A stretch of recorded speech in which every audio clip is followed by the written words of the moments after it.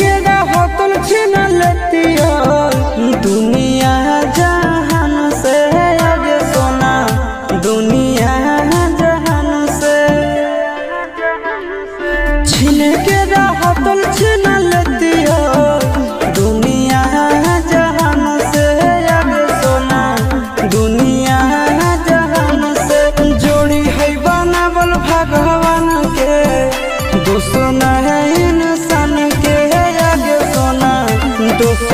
है इंसान के जोड़ी है बनावल भगवान के दोस्त है इंसान के आगे सोना दोस्त है इंसान के।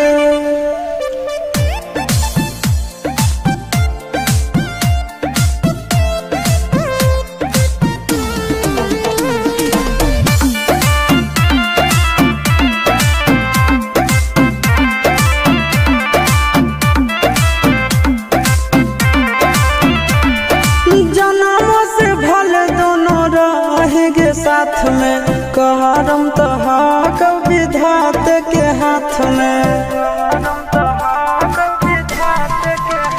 आगे जन्मों से भले दोनों रहेंगे साथ में करम तो विधात के हाथ में कन्हैया से मिल जाते हमारा तो मंगल तियल कान के है आगे सोना मंगल बनावल भगवान के दोस्त है इंसान के आगे सोना दोस्त है भगवान के जोड़ी है बनावल भगवान के दोस्त है इंसान के आगे सोना दोस्त है इंसान के।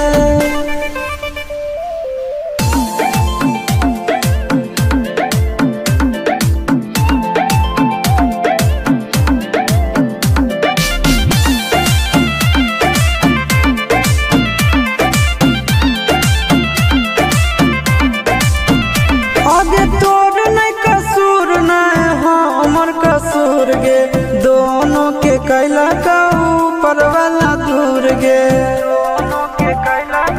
ये सोना आगे तोर नहीं